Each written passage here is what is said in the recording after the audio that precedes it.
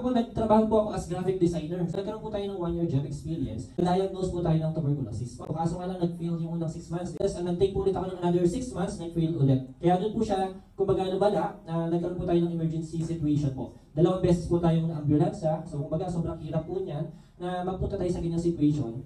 Kumbaga, life and death na po siya. So, ang nangyari po, from TB, naging MDR-TB. So, na-upgrade po. Multi-drug resistant tuberculosis. Ibig sabihin, yung bacteria po, naging resistant na siya dun sa mga gamot kasi minsan may feel na pag inom, ganyan, nakalimutan. So, naging malala po yung sakit natin. So, I need to take 18 to 24 months ng gamutan. So, yan po yung mahirap sa, kumbaga, naging journey ko dyan. So, I had to take 14 tablets. Ginawa natin ang paraan na araw-araw mainom natin yan for almost, I think, 2 years. No? So, tapos meron pa siyang 1 milligram na injection. So, napakahirap talaga na naging experience natin. So, kaya doon ko po na-realize yung value of health. Doon natin na nainom yung barley, no?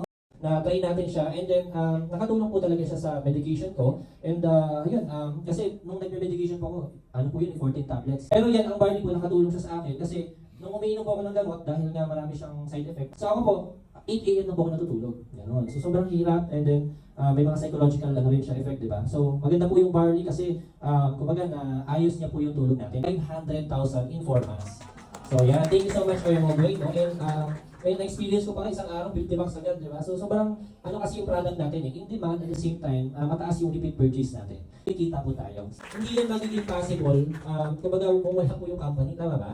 Oo, kasi isipin mo 16,000 sa isang linggo, 17, 20, hanggang 74,000, dito lang po yan sa I'm Worldwide. Passive income na rin siya kasi kahit na wala kang ginagawa, kumikita ka ng unilevel. Kumita na rin tayo dito ng 1.1 million sa company natin. So salamat po sa kumbaga opportunity na to, and we are also one of the car achievers ng company natin. So thank you, Lord.